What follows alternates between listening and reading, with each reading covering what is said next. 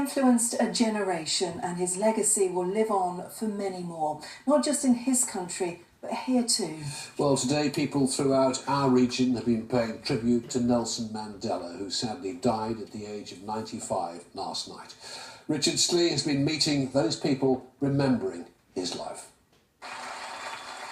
The Labour Party conference in Brighton in 2000, and a rapturous welcome for Nelson Mandela, the former prisoner and president of South Africa. Already he was possibly the most popular statesman in the world, and he left a lasting impression on those who knew him. People like Chris Labe, his former bodyguard, who now lives in Eastleigh. He's got this ability to make you feel so important, regardless of who you are. For instance, if he came into to visit a company or an organisation, he'll insist on shaking the hands of the cleaners. He'll want to meet the people that make the tea and cook the food.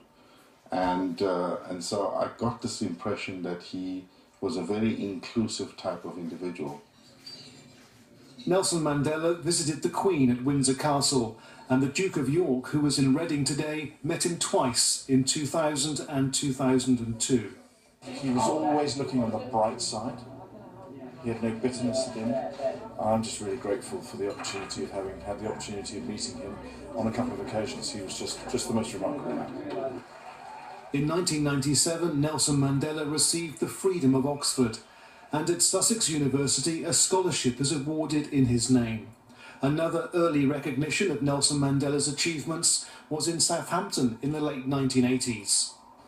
Today, it's hard to imagine that little more than 30 years ago, naming a road after Nelson Mandela was highly controversial.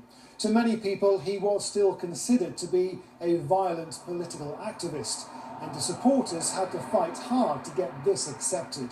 At that time, there was polarised views about apartheid and how it was operating, and many people in this country felt that they had to support the apartheid regime, and even though the anti-apartheid movement was quite strong in the city. Today, nearly everyone is united in their belief that Nelson Mandela was a man of great compassion, humour and courage, a man who inspired millions of people. Richard Slee, ITV News. And tonight on ITV you can see a special documentary, Nelson Mandela, His Life and Legacy. It's on at 11:10.